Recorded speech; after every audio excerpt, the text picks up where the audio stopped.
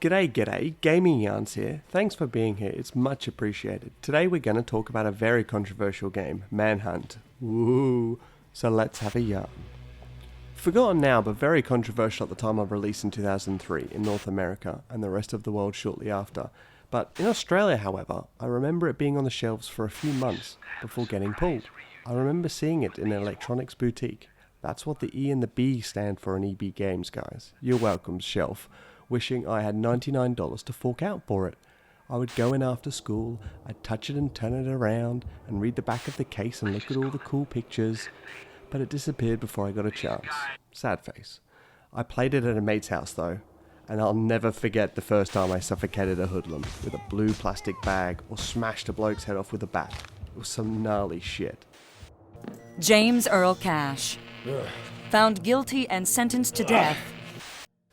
Manhunt is a stealth-based action horror game and was banned in a lot of countries due to the portrayal of its violence within the game. And that's the way you're gonna want it, because I'm your only way out of here. So you play as James Earl Cash, and you're on death row. But are you though?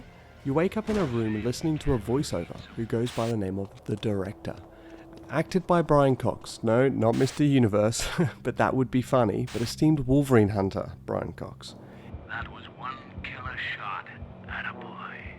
He is a masterclass in this game. The lines he comes out with really makes you think he's a psychotic nutbag. We haven't got all night. Get out there and start killing! He puts you into this sadistic world, Carcer City, where your only job is to survive, while being hunted by the lowest of low scumbags and freaks. It's like you were in a manhunt or something. The director is called the Director because, you guessed it, he is directing your actions and filming you for his spine-chilling and ominous snuff films. But none of that should bother you. As far as you're concerned, they're meat. Okay, on you go. The name of the first movie is Born Again because you're born again after your death sentence? Get it? Yeah, that's good. I just want to take a quick minute to appreciate the artwork and booklet that come with the game. The booklet is set out as a flyer or buyer's guide for the scenes of the videos you're filming. And as you flick through it, it gives you hints and tips as a way of teaching button controls and establishing lore within this world. It's brilliant. I would love devs to add this kind of world building and clever ideas to modern games. It is, though, a Rockstar special. So Australia's law involving banned games, I feel it's a bit ridiculous. I understand, I get it. It's because you're acting out murder, and that's apparently different to watching it. But the pixelation of Cash's murder doesn't quite match the torture of a policeman by Mr. Blonde. You get the drift. Anywho, chams, let's run through a few things. The main menu looks gritty, and what I'd imagine a homemade DVD menu made by one of these psychos would look like. The atmospheric score is just eerie and still haunts my dreams from the other day when I played it. You basically start each level with a goal. Don't die, and murder everyone in your path. The quicker and more brutal, the better your ranking. The blood splatting on the screen. Great little touch.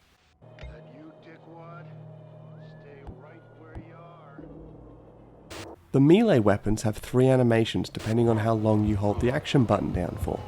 Your stealth kill goes from nasty to damn right fucking brutal. A simple knock to the head or a head goes flying across the screen, but you get the gist. My favourite is the plastic bag, mainly because I can't think of any game where you can suffocate someone with a blue shopping bag and the torturous feeling of watching the air leave their lungs. They squirm for any air they can suck in, the way they squirm grasping for life, or the way you see the last breath escape their pixelated lungs. Okay, that went a bit far. On replaying and reviewing, what I forgot about within this game was generally how hard it can be. You make an error in your stealthy ways, and the enemies come down on you like a ton of bricks. It's best to stay in the shadows and silently take them down one by one, or lure them to a corner and glass them like a Friday Ava at the football. It's a hell of a lot more satisfying. But also, you feel like you're betraying the director if you have a brawl with the enemies, instead of silently taking these clowns down in the darkness. Leaning on walls and looking around at the surroundings is key. Some clever little details are the enemies whistle and talk to themselves, which give away their position rather than a marker on the map. Creates a lot more immersion for the player, but once you see them, they appear on your HUD.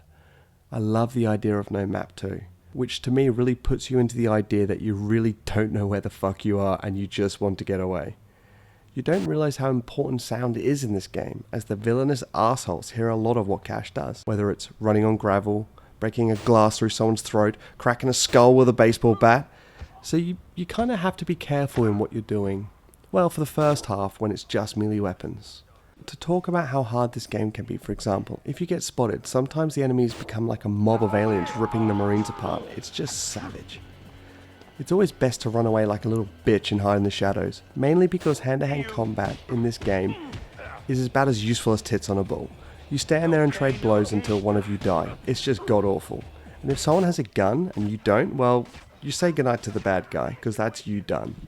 The shooting also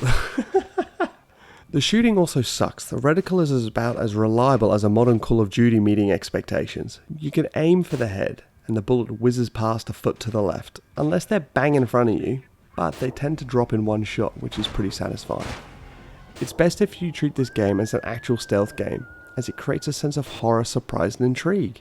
It's no Metal Gear, but the stealth mechanics are quite cool for the time.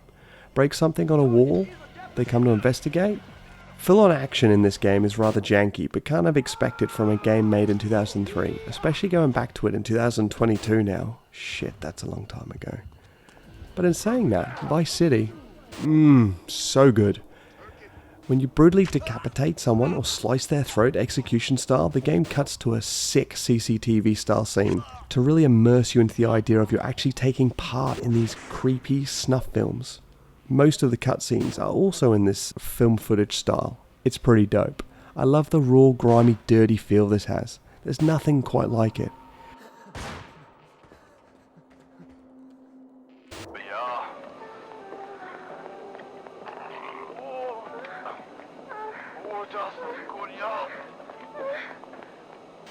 The music and soundtrack is 10 out of 10, very John Carpenter Halloween, mixed with Alien, mixed with a touch of awesome.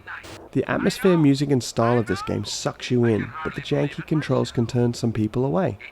Let's have a quick listen to a couple of the tracks off the soundtrack.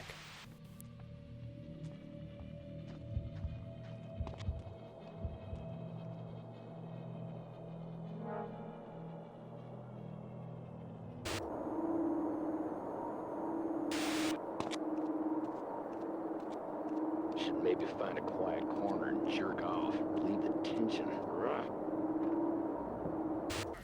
I still think this game is very playable. Although frustrating in parts, dropping fridges on the gangbangers' heads isn't the greatest idea in the world. The dialogue that comes from these douchebags' mouths as they talk to themselves is worth the money alone buying this game. Gonna get me some buku boom boom once we skin this fool. Okay, you limp dick faggots.